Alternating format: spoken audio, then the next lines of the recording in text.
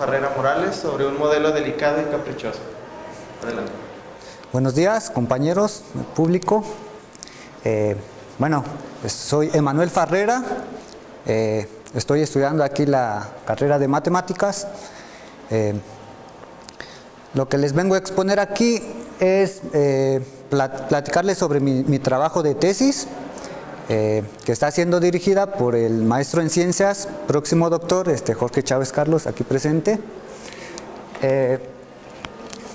Bueno, el trabajo consiste en analizar la dinámica de un sistema resorte péndulo.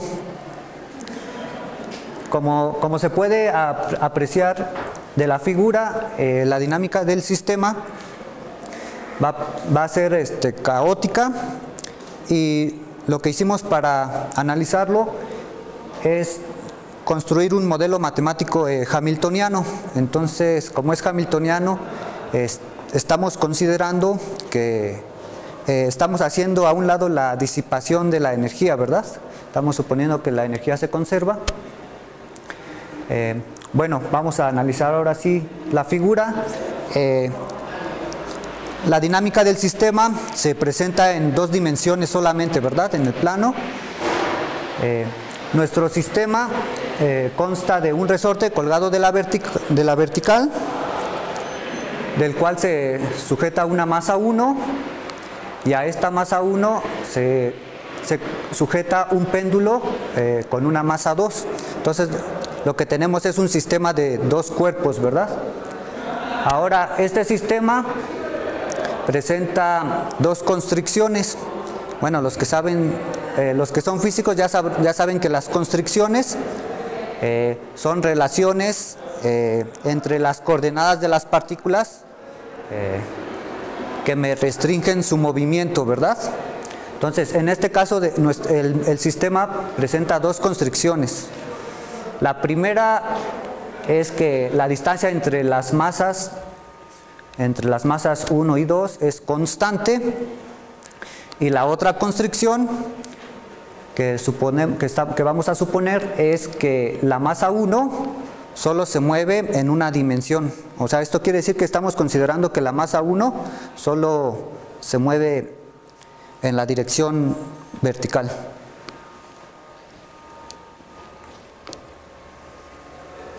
Bueno, lo que sigue ahora es construir la hamiltoniana del sistema.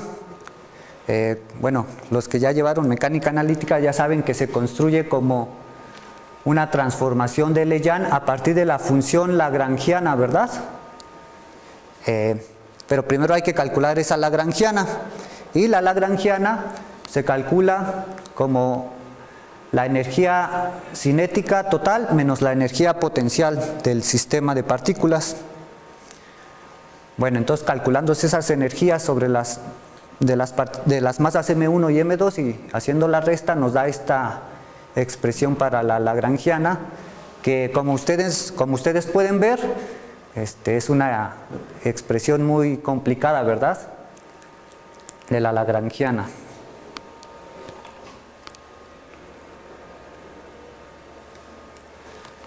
Bueno, entonces, ya que calculamos la lagrangiana, la sustituimos acá en la transformación de Legendre, ¿verdad? En este término, aquí está la lagrangiana, entonces la transformación de Legendre me queda con esta forma, ¿verdad? Ahora, nosotros al hacer la transformación de Legendre sabemos que el hamiltoniano debe de depender solo de coordenadas y momentos, ¿verdad? Entonces, en este paso, el hamiltoniano todavía depende de coordenadas, momentos y las velocidades generalizadas, ¿verdad?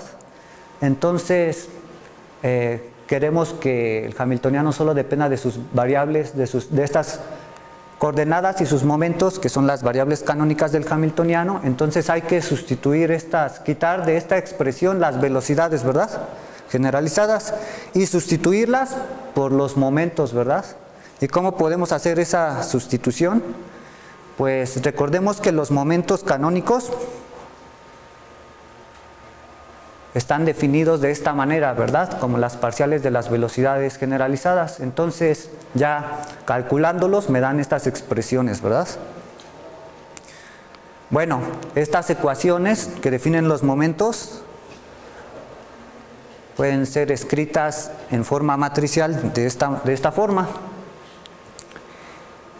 Y entonces, si ustedes observan la matriz y calculan el determinante del sistema de esa matriz,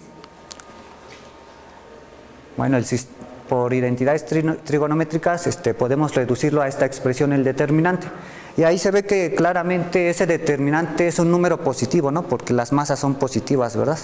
Entonces, por lo tanto, esa matriz tiene inversa y el sistema se puede invertir, ¿verdad? Entonces, invirtiendo el sistema,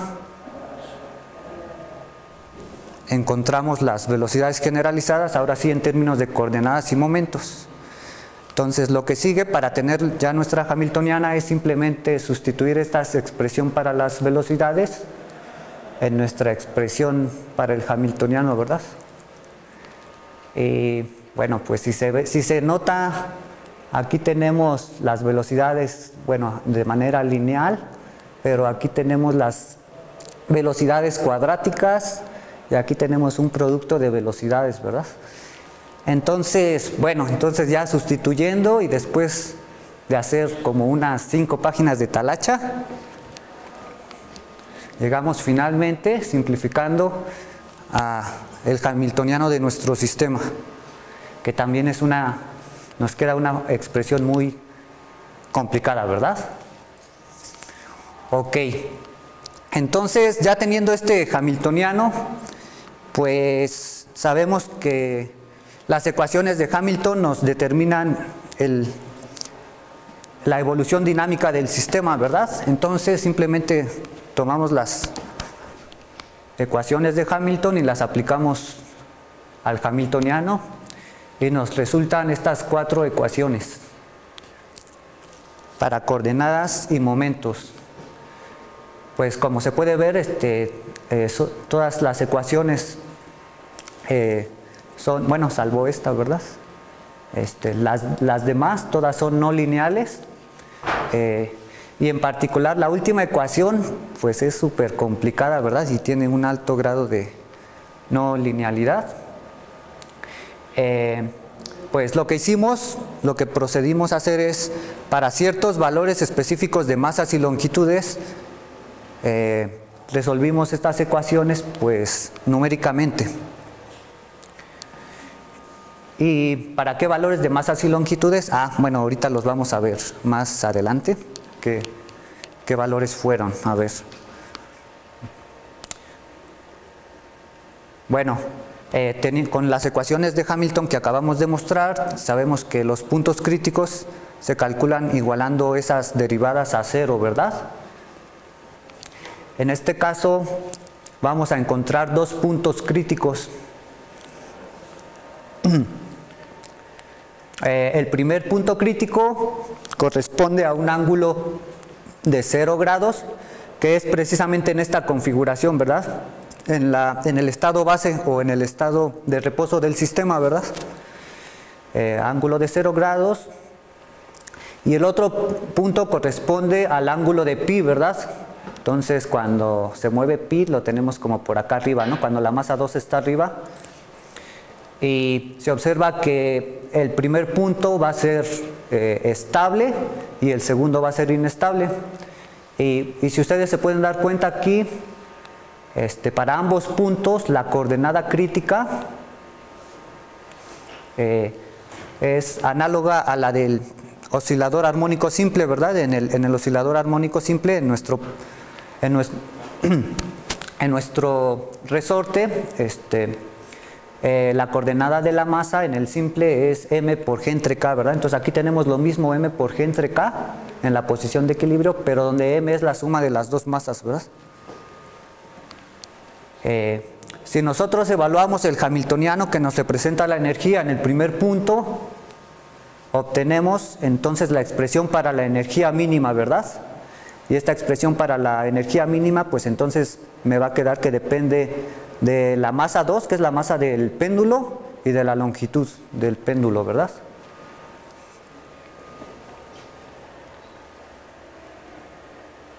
Bueno, este es el montaje experimental que hicimos.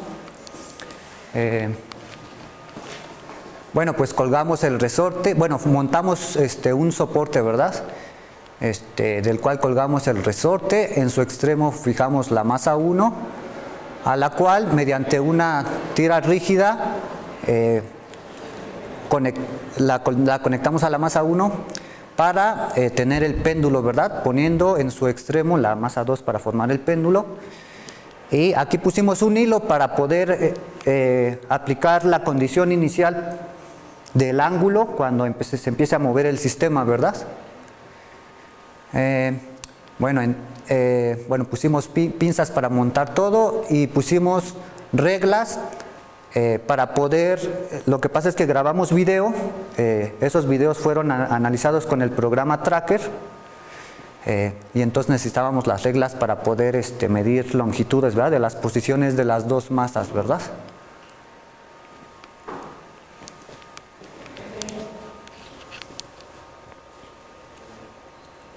Bueno, pues antes de grabar videos hay que calcular la constante del resorte, ¿verdad?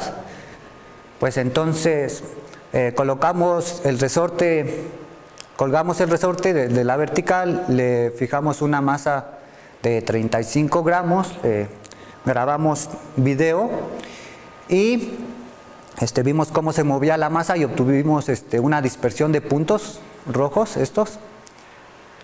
De esa dispersión de puntos, de esos datos experimentales, nosotros calculamos el periodo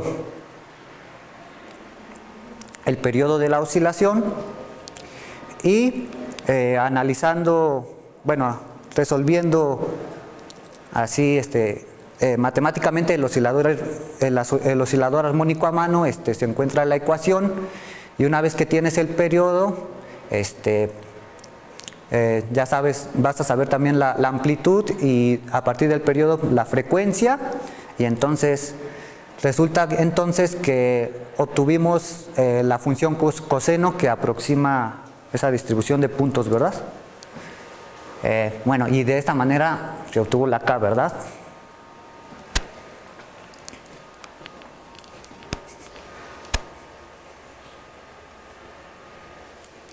Bueno, ahora lo que mostramos son los casos que analizamos experimentalmente. Tomamos 18 puntos y lo que hicimos fue la masa 1, la masa que está conectada al resorte, la tomamos fija para todos los casos, con un valor de 15.3 gramos en todos los casos. Y lo que hicimos fue variar la masa del péndulo. La masa del péndulo, ay, ya se acabó la luz. La masa del péndulo la medimos en un intervalo desde 0.6 gramos hasta 1.5 gramos. Mientras que la longitud, tomamos tres longitudes distintas, 4 centímetros, 8 centímetros y 12 centímetros. Los puntos rojos que podemos ver ahí son los puntos que vamos a analizar aquí o a dar énfasis aquí en esta presentación, que tienen esos valores de masas, ¿no? En el caso de la masa A, la masa del péndulo es de 1.03 gramos y la masa B de 1.41 gramos. Y la primera longitud para el caso A es la longitud de 8 y para el caso B de 12 centímetros. También esta gráfica lo que nos muestra es la energía mínima para cada uno de esos puntos en su estado base. Es decir, en el estado de equilibrio del sistema. En el estado de equilibrio del sistema los momentos valen 0, ¿verdad? Por lo que la energía, que es el hamiltoniano, se reduce a la dependencia de las variables de la masa 2 y de la longitud. Como se observa de la gráfica, podemos ver que conforme incrementamos la longitud, la energía aumenta negativamente, ¿verdad? La gráfica lo que muestra son las curvas de nivel de la energía del hamiltoniano para esos valores. Ok, bueno, a ver, ahora lo que tenemos ahora es para los casos A y B en particular, calculamos ahora la energía, pero en términos de la condición inicial. Es decir, bueno, recuerdan que nuestro modelo es hamiltoniano, entonces conserva bueno, al menos teóricamente conserva la energía, ¿verdad? Por lo tanto, la energía del sistema la puedo ver, la puedo tomar como la energía del estado base, ¿verdad? Entonces, en función de la condición inicial, otra vez graficamos las curvas de nivel de la energía. Para el caso A y para el caso B, las masas y longitudes están fijas, ¿verdad? Están fijas y dijimos que como la estamos evaluando en el estado base, pues los momentos son 0. Por lo tanto, aquí le taparon.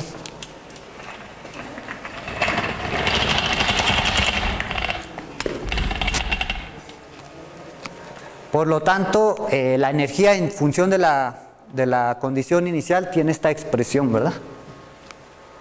Ok.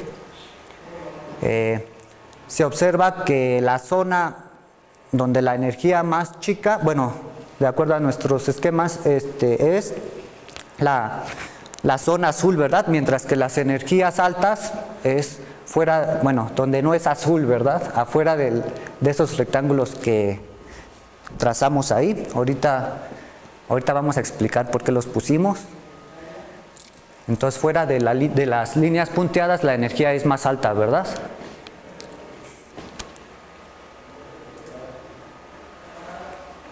Bueno, como ya les mencioné, las ecuaciones de Hamilton las resolvimos numéricamente.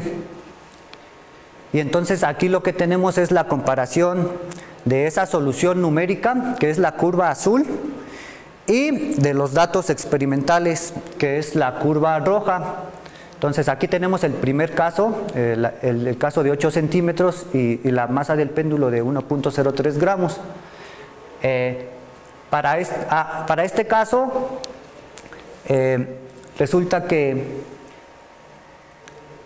tomamos, bueno, al observar las gráficas, observamos que en un tiempo muy corto, cerca de los 0.4 segundos, la línea azul ya no cae dentro de las líneas de incertidumbre de la línea roja, ¿verdad?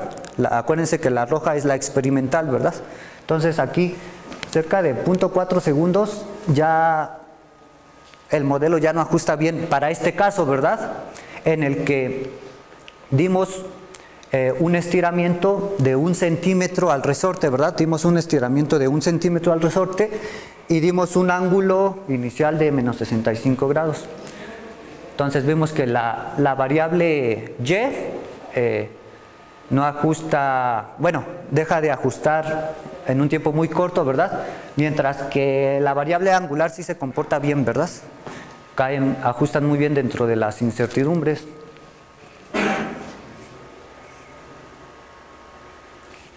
Ahora, para nuestro caso B, longitud de 12 centímetros y masa del péndulo de 1.41 gramos, aquí no estiramos el resorte.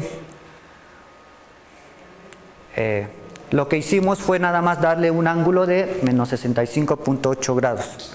Bueno, resulta que cuando estás así en la posición de equilibrio del sistema y si tú mueves el ángulo inicial, o sea, para dar la condición inicial del ángulo, por la misma dinámica del sistema, el resorte te jala para arriba un poquito y entonces por eso es esa diferencia así, por eso no está aquí en 0, sino que... Bueno, bueno, pero entonces en este caso en el que prácticamente el desplazamiento inicial de la masa 1 es 0, resulta que las dos gráficas, tanto en la variable Y como en el ángulo, ajustan muy bien, ¿verdad?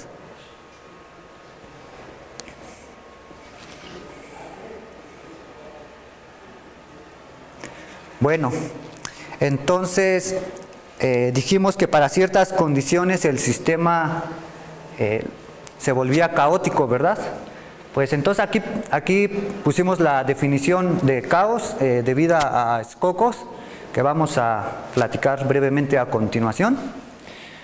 Entonces, se dice sea B subconjunto de una variedad S y F un campo vectorial de B a su cerradura.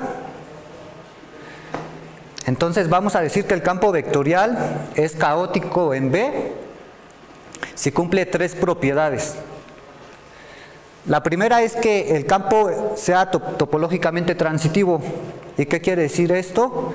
Bueno, aquí dice, ¿no? F de B en su cerradura se dice topológicamente transitivo si para cualquier par de conjuntos U y W subconjuntos de B existe un L positivo tal que esta intersección es distinta de vacío, ¿verdad? Entonces, eso quiere decir que si tú tienes dos conjuntos U y W subconjuntos de B, entonces dice que siempre va a existir un número positivo tal que cuando aplicas el campo reiteradamente sobre el conjunto U, va a existir un número positivo tal que esta intersección va a ser distinta de vacío, ¿verdad? O sea, entonces el campo eventualmente va a hacer que esto intersecte a W, ¿verdad? Bueno, eso lo podemos traducir como que eventualmente el flujo del campo, o sea, el campo vectorial va a llenar todo el espacio fase, ¿verdad? O sea, porque dice que para cualquier W, ¿verdad? Entonces, se va a llenar el espacio fase. Bueno, la segunda condición es que las órbitas periódicas son densas en B. Eso quiere decir que aunque nuestro sistema sea caótico, siempre en el espacio fase siempre vamos a encontrar pequeñas regiones de estabilidad, pequeñas regiones donde tengamos órbitas periódicas, ¿verdad? Aún aunque la zona sea caótica, ¿verdad? Y la tercera condición es que el campo F sea sensible a las condiciones iniciales. Eso lo podemos resumir como que el exponente de Lyapunov sea positivo. ¿Y qué es el exponente de Lyapunov? Bueno, vamos a profundizar un poquito, bueno, vamos a definirlo más con precisión, porque este es el exponente de Lyapunov, es el que usamos nosotros en este trabajo para cuantificar el caos. Bueno, entonces, el exponente de Lyapunov es el número lambda en esta expresión. En esa expresión, delta xt me representa la separación entre dos órbitas, entre dos soluciones de nuestro sistema de ecuaciones diferenciales, y delta x0 es esa misma separación pero en t igual a 0, ¿verdad? Entonces, lo que me interesa es, yo tengo dos soluciones de mi sistema de ecuaciones diferenciales y calculo la distancia inicial entre ellas, ¿verdad? Entonces, al evolucionar el parámetro t, entonces si resulta que existe un número positivo tal que esas dos órbitas se separen mediante esta expresión donde lambda es el exponente de Lyapunov, entonces vamos a decir que el sistema es caótico. El número que se usa para determinar si el sistema es caótico particularmente es el máximo exponente de Lyapunov, que se calcula mediante esta expresión. ¿Y cómo vamos a saber si es caótico o no? Pues si el sistema es regular, el máximo exponente de Lyapunov va a ser menor o igual a 0, mientras que si es positivo nos va a decir que el sistema es caótico.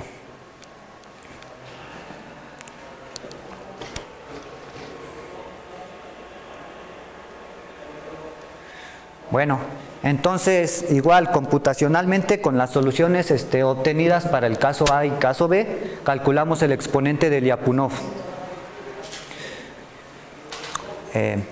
Aquí igual tenemos el exponente de Lyapunov en la zona donde el exponente es 0, dijimos que es la zona regular, ¿verdad? Entonces aquí las zonas oscuras en ambos casos, para los casos analizados, ahí tenemos la zona regular, ¿verdad? Donde el exponente vale 0. Y fuera de la zona oscura, el exponente es positivo, ¿verdad? Lo que me indica que es el caos, ¿verdad? Algo importante que hay que mencionar es que se define el tiempo de Lyapunov como el recíproco del exponente de Lyapunov. Entonces, y el tiempo de Lyapunov me dice en qué tiempo el modelo se vuelve, las soluciones se vuelven caóticas.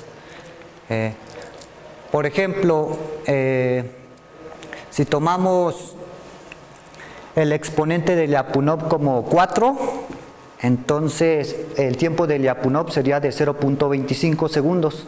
Entonces eso quiere decir que a los 0.25 segundos el sistema deja de ser predecible. Entonces lo que demuestran estos esquemas, estos diagramas, es que estos tienen tiempo de Lyapunov muy pequeño, ¿verdad? Entonces en tiempos muy cortos las soluciones del sistema dejan de ser predecibles.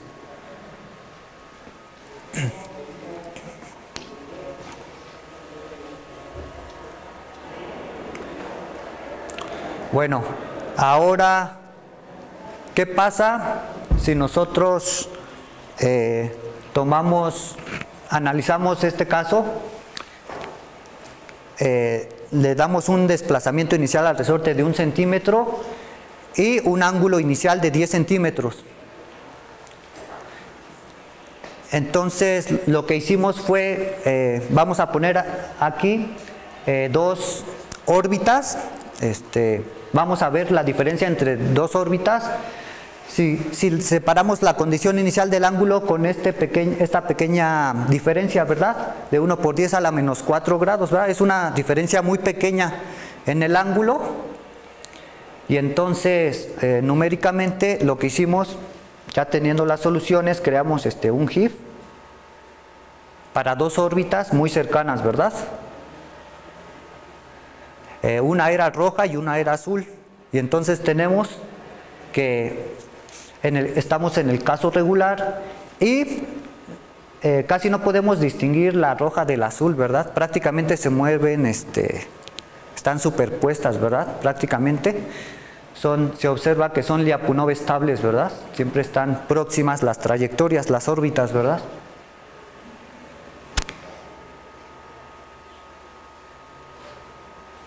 Ahora, ¿qué pasa si tomamos un caso caótico? Bueno, a ver, para que vean que sí estamos en el caso caótico, voy a regresarme tantito. Aquí dice desplazamiento inicial del resorte, 3 centímetros y ángulo de 160 grados. Voy a regresar. Entonces, estamos en el caso B.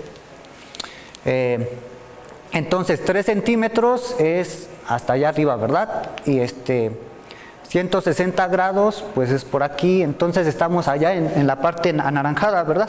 Entonces claramente ahí el exponente de Lyapunov es positivo, o sea, estamos en la zona caótica, ¿no? Entonces, ¿qué creen que pase con las trayectorias del caso caótico?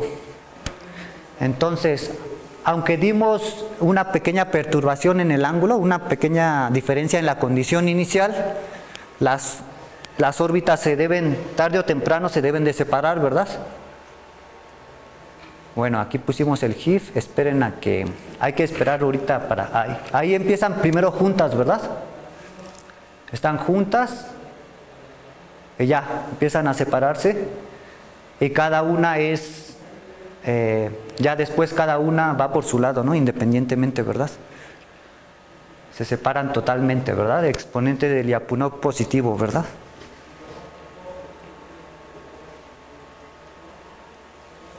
Bueno, ahora lo que hacemos, seguimos, ya nada más vamos a restringirnos a analizar el caso B. Entonces, ¿qué pasa? Resulta que acá en el diagrama de caos y regularidad, nosotros nos fijamos y dijimos, en la zona punteada que nosotros definimos ahí, nosotros ahí podemos garantizar la regularidad del sistema, ¿no? O sea, porque es totalmente oscuro, ¿verdad? Y entonces dijimos, a ver, ¿y qué pasa si esa zona punteada la extrapolamos a la zona donde medimos la energía en términos de la condición inicial? Pues resulta que precisamente la zona punteada me acota la zona donde la energía es más baja, ¿verdad? Entonces, si estoy fuera de la zona punteada, la energía es más alta, ¿verdad? Entonces, ¿eso qué me dice? Que entonces a energías altas puedo generar el caos, ¿verdad? Mientras que si doy energías bajas al sistema, caigo dentro de la zona regular, ¿verdad?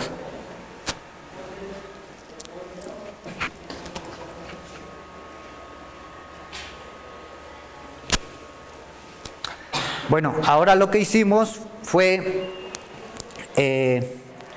teniendo el hamiltoniano, deducir las ecuaciones de movimiento, pero para ángulos pequeños y desplazamientos pequeños.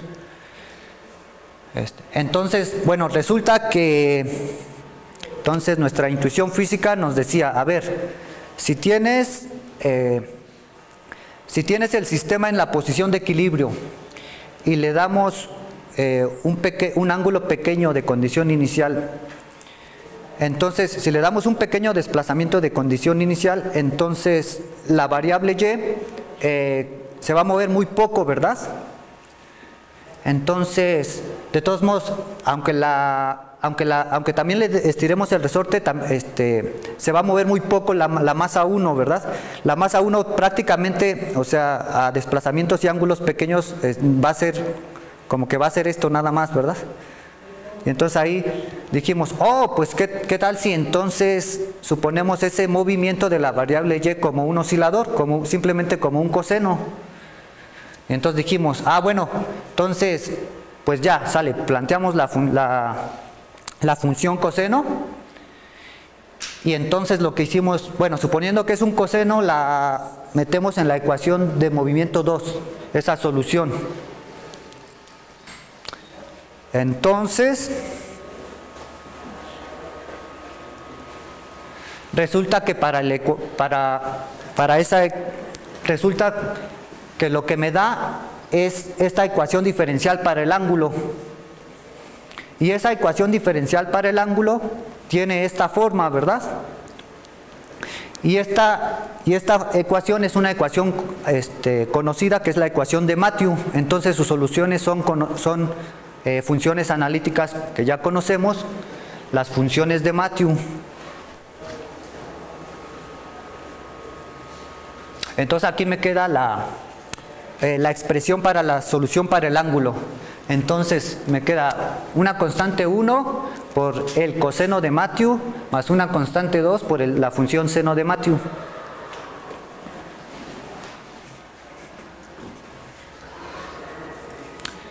Ok, ahora lo que hicimos fue, bueno, vamos a poner un GIF de cómo se ve la solución. Pues se ve que es totalmente regular, ¿verdad? Sí. Ahora, se preguntarán ustedes, pero si supusimos esa solución coseno, ¿no te la sacaste de la manga? Pues esa es una muy buena pregunta, ¿verdad? Siempre hay que hacer las cosas bien. Entonces, resulta que si nosotros comparamos la solución que obtuvimos, la solución para el ángulo que nos dio las funciones de Matthew, comparamos esa solución con las funciones para nuestro hamiltoniano bajo la misma condición inicial, pues ajustan prácticamente perfectamente, ¿verdad? Lo que nos dice que entonces nuestra función del ángulo también cumple la primera ecuación, ¿verdad? Entonces, la moraleja, pues sí hay que hacerle caso a nuestra intuición física, ¿verdad? De vez en cuando, ¿verdad? Bueno. Bueno. Como nuestro modelo es caótico,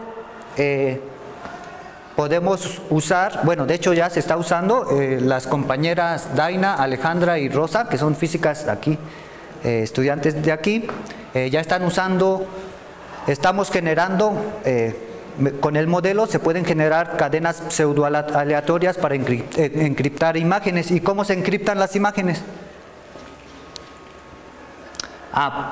Pues lo que hacemos es, tenemos ¿se acuerdan los hips del sistema, no? Bueno, o sea, ponemos uno, cómo se mueve. Entonces, si nosotros fijamos un tiempo, por ejemplo, un segundo, entonces nosotros podemos decir, en un segundo, ¿dónde está el péndulo? ¿Está en el semiplano derecho o en el izquierdo? Si está en el derecho, ponemos un 1, y si está en el izquierdo, ponemos un 0. Entonces, y luego en el tiempo 2, ¿dónde está? ¿A la derecha o a la izquierda? Entonces, de esa manera podemos generar cadenas de ceros y unos, cadenas pseudo aleatorias, ¿verdad? Son pseudo aleatorias porque las estamos creando con un algoritmo, ¿verdad?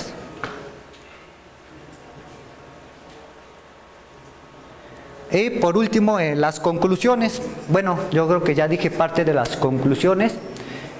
Ya se mostraron los mapas de caos, ¿verdad? Que me indican las zonas donde, para qué condiciones el sistema es regular y para cuál es caótico.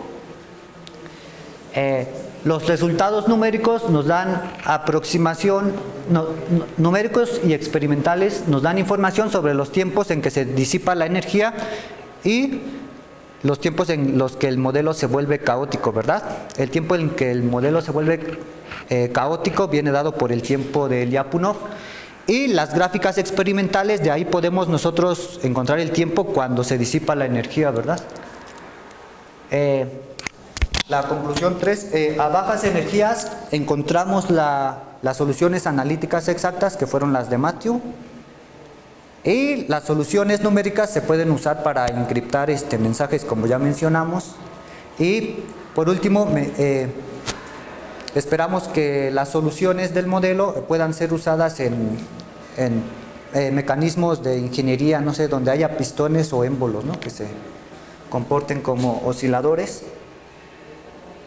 Y las referencias, gracias por su atención.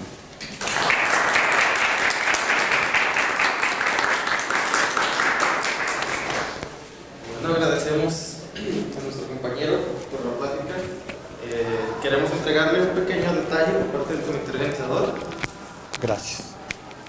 Y como lo prometido es deuda, el expositor hará una trivia que responda si esta bonita taza de regalo.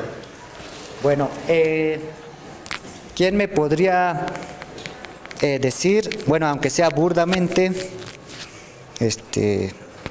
la definición de caos? ¿Alguien se acuerda? Las 3 propiedades. ¿Sí? Un campo de vectoriales caóticos y es topológicamente transitivo, si tiene órbitas periódicas densas y si... La más fácil, la que te falta. Muy bien, sí.